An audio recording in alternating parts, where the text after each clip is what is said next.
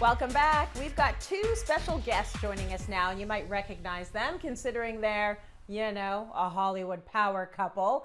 We've got Kristen Bell and Shepard. Welcome to Cityline. You guys look so cute. Look at you all cuddly together. You're not even killing each other, and you've been in self-isolation for all this time. I'm impressed. We've worked through it. Yeah, we're on the other side. Make no mistake. There was a mountain. That's true. Also, we only have one chair, so we're cuddling up. It's a good way to save a marriage, just one chair. You guys have some exciting news to share about your baby product line, Hello Bello, and we're going to get to that very soon, but I need to talk about parenting. Like, obviously you're very open. I mentioned the whole marriage thing. There are people getting divorces left, right, and center after quarantine, but you all have figured it out. You've talked through any of the issues?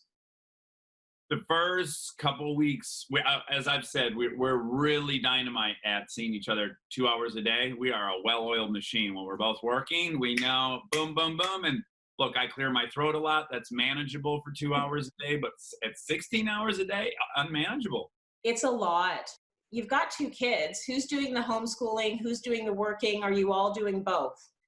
Well, I've been doing the homeschooling, and for, two reasons, I guess, mainly because I am a planner, and I think that I don't know that Dax would actually get it done. If I'm being honest, he'd be like, I don't care. I was like, you know what? Every kid's going to be uneducated when they enter the next grade. Why are we going to be the one that's educated? Let's just roll the dice. That's not for me. Cooler heads prevail. But also Dax he's still very much doing Armchair Expert, his podcast. And so he is working more hours than I am. So it was an easy split. And I have, based on my patience and tolerance level, have had to ask him to step in a few times. So I am doing the majority of the work, but when I get hot-headed, he's always there to step in, which I very much appreciate. I want to talk to you guys a little bit about what's been going on in the world right now, because not only are we parenting, we're parenting amidst a pandemic. We're parenting when we have major racial unrest happening all around the world. And I'm wondering, have you had those talks, or how do you approach those talks with your kids? Well, what's great is we live in Los Angeles, where the citizens are pretty darn involved with protesting. So if they're marching out in front of our house pretty often, and we get out there with the girls and let them participate. What I've read is in parenting books is you got to approach these issues. You can't just assume someone's going to grow up with the mindset that you want them to have. You have to talk about other people's oppression and where they can defend other people, and why we should feel unified as a human race, and who has specifically felt oppressed, and how you stand up for them and how you learn. And we've been actually showing our daughters specifically some of the pictures from the protests where we feel there was unjust treatment based on skin color. And we've said, what do you see in these two pictures? Does it look like someone's being treated unfairly? And they have vocalized yes. And so I'm grateful that they're learning, just like I am right now, about how people are treated, and hopefully will make this world a heck of a lot better as they grow up. Crucial media literacy there, and I think that that's so important. And speaking of literacy, you've written a book, The World Needs More Purple People. Tell me about it. Well, a purple person, one of our good friends, Ben Hart, who works on Hello Bello with us, we were sitting around the dinner table noticing we were talking about politics, and the kids were absorbing all of it. They were hearing defensiveness, divisive opinions, arguments, even among friends. Sometimes it's fun to argue about politics or anything else. And we thought, maybe that's not great for them to absorb. And they were turning on the TV 2 years ago and seeing red versus blue versus red versus blue. And what if we created a sort of middle lane where you can look for, commonality among people. You can look for their characters. So we wrote this sort of social identity roadmap, this cute little story about how to be a purple person. And a purple person loves to laugh, uses their voice, loves to work hard, and in the hopes that kids will read it and not feel like they're seeing enemies everywhere, and will want to make friends as opposed to argue with everyone. That's sweet. Yeah, that's really nice. Unification is a good message, I would say. We've got some Cityline viewers that wanted to ask you a couple of questions, and then I want to get into Hello Bello a little bit more. But Andrea wants to know your best relationship advice. What would you say? Staying vulnerable for me. It's real hard to stay vulnerable, to not just be angry at someone about whatever it is, you called that person, you didn't do the dishes. Talk about the underlying fear. For me, it's always look for the undercurrent. I am fearful X. I'm fearful you will leave me. I am fearful I will have too much on my plate. Yeah.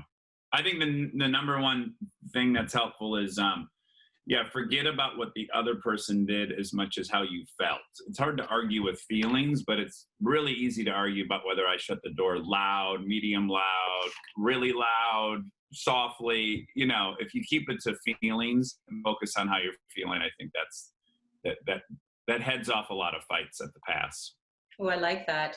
How about this one? What advice would you give to a new mom or dad? This one comes from Jocelyn. Happiest Baby on the Block. It's a DVD that we watched by Dr. Harvey Karp.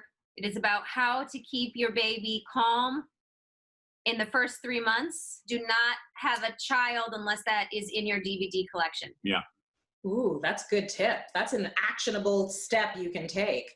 Okay, now let's talk about Hello Bello. So I like the fact that you've taken all of this expertise and you've turned it into a brand that is going to help people that have kids. So what's it about?